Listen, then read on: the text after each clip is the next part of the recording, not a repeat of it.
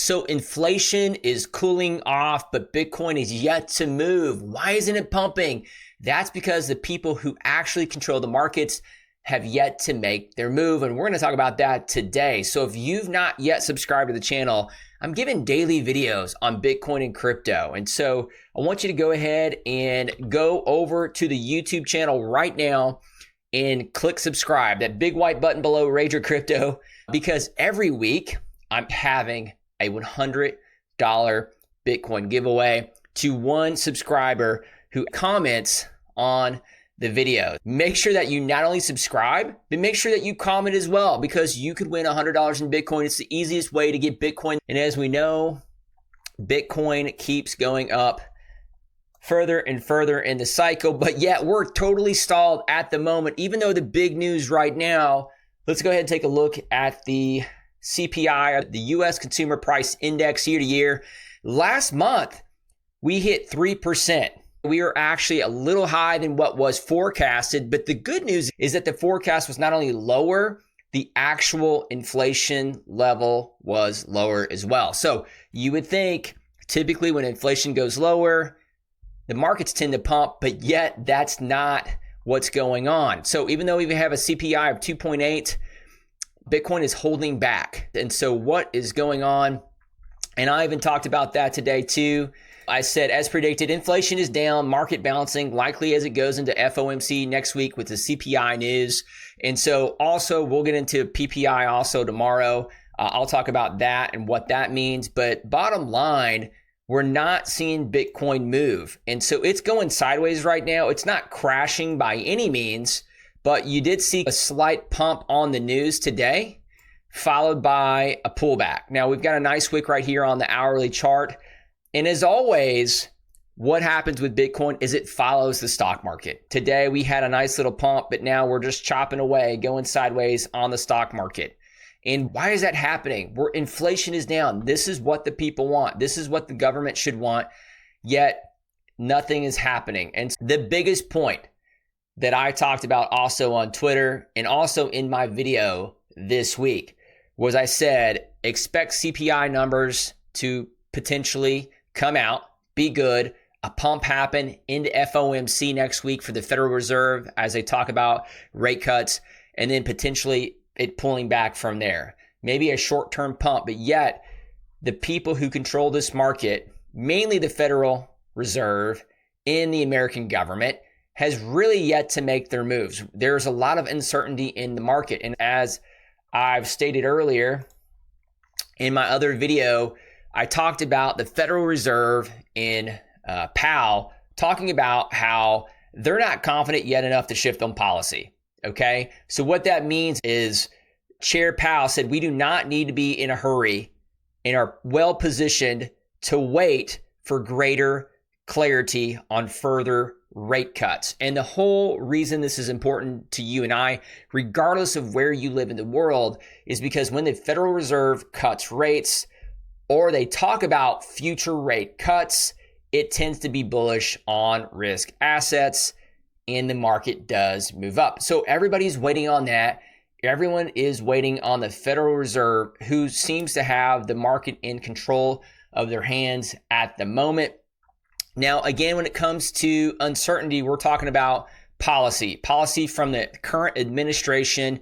As we know, we're talking about new tariffs, right? Canada even came out today and talked about more tariffs on the United States. So after the CPI came out, this negative tariff news came out, which again creates uncertainty. The market can't pump when there's so much uncertainty in the world and the economy to not give a clear direction overall on what's being done. With trade moves, with immigration, with policy, the Fed is cautious. They are holding back their hand as far as the rate cut goes. I do expect that next month, the next 2 months, to be a little choppy while we get into May and June. And usually it's sell in May and go away. But what we may see is April may be really good, maybe into June. And then not for sure from there, but I do think that May and June, we will finally get those rate cuts that will impact the market in a positive manner. So what is next? What is next? We do have PPI coming up tomorrow, That is the U.S. Producer Price Index, PPI. So if CPI measures consumer prices, what we pay, PPI is what the businesses pay, right? So if businesses are paying more, also, if that inflation is up for them, then who else is going to pay more? Exactly. The consumer is going to pay more. So even though the CPI is down, we don't want to wait to see what PPI says tomorrow. Now, again, two things. If it is higher, that's not a good thing. Maybe washes a little bit on the CPI today, but maybe the market pulls back. I don't think it's going to be that much different. Typically, if you see it, and again, it's previous with 3.5%, the forecast is 3.3%. If it's 3.4, 3.3, or 3.2, that's not a big change. That's not a huge drop. So the market's probably just going to chop a little bit based on what happens. But in the end, I'm not foreseeing much to happen on PPI. Typically, CPI is a little bit more important when it comes to the market and what matters for that and the impacts. Don't expect fireworks is the key, okay? Don't expect fireworks tomorrow after the PPI. I don't think you should expect fireworks at all going into FOMC next week with the Federal Reserve. That is the real catalyst, especially when Chairman Powell gets back up there and he talks again, Chair of the Federal Reserve. Once he has his speech next week, you'll hear him, and then you'll see the market be volatile during his speech because it really teeters on what he says during that conversation. And if he comes out hawkish, then the market's going to probably pull back more. If he comes out dovish and talks about more rate cuts, that's a positive for the market overall. Hints at future rate cuts are positive, and we'll talk more about this. But hints in future rate cuts is good for Bitcoin, is good for crypto, is good for stocks. A hawkish Powell signals for higher for longer, higher rates for longer. Market's going to pull back even more going into April. So that's what I want you to understand, is that you've got some other people who are controlling this at the moment, as always, right? Bitcoin stuck around $81,000. The good news is, again, we talked about how on the weekly level, it bounced at the 50 EMA on the weekly. Didn't quite get down to that low 70K mark that everybody was wanting, including me. But I'll take the 76K bounce.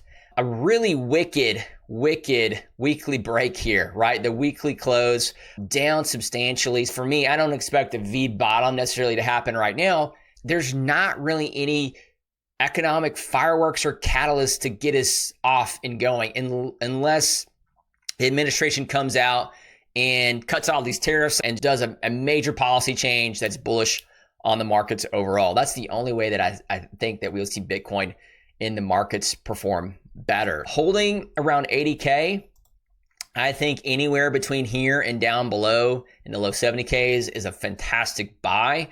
Bitcoin as well on the daily is still stuck underneath the 200 daily moving average. And typically in the past, it'll go below there and reject off there several days in a row.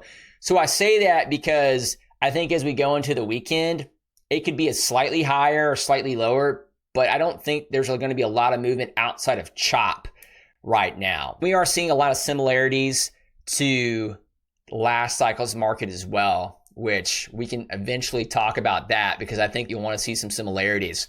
I don't think Bitcoin's going to go below 70K, 68K max. You're hearing people say 40K, 50K. Anybody who is just way off the mark is just totally speculating, because you should never, ever look at those long distant price ranges until the next level breaks. So if 70K breaks, 68K breaks, then fine, we'll look at 50K. But until then, that's a buying opportunity. I'm not going to wait for 50K. If it were to even get down that low, we could actually see the lows right now, depending on how things go next week at F. The only other thing I want to look at here, stock market's going sideways, is Ethereum. Bottom line, if you're holding Ethereum, this is on an investor standpoint. If you're holding Ethereum over Bitcoin, probably not a good move. Historically, Ethereum, this is the Ethereum versus Bitcoin chart, the price chart, okay? The ETH BTC chart.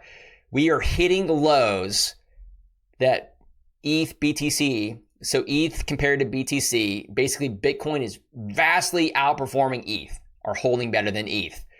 over the past 3 to 4 years, we're hitting the lows of December of 2020. Basically, ETH's performance against Bitcoin has not been this bad in almost 5 years, 4.5 years, whatever. So we're starting to get to some historically bad numbers on Ethereum versus Bitcoin. Eventually, it's going to bounce, right? We've seen that along the way.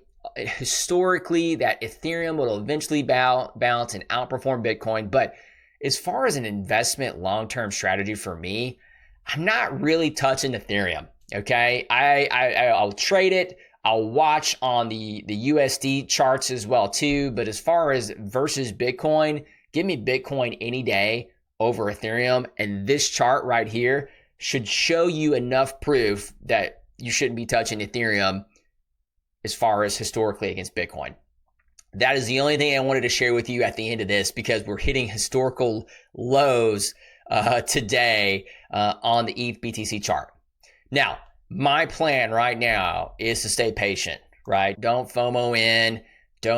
For me, even though I'm a long-term investor, I still want to wait to see how FOMC does next week. Okay, so based on that is where I'll be maybe adding a little bit more and seeing how price does. Anything below the previous low of 76K to me is a buy.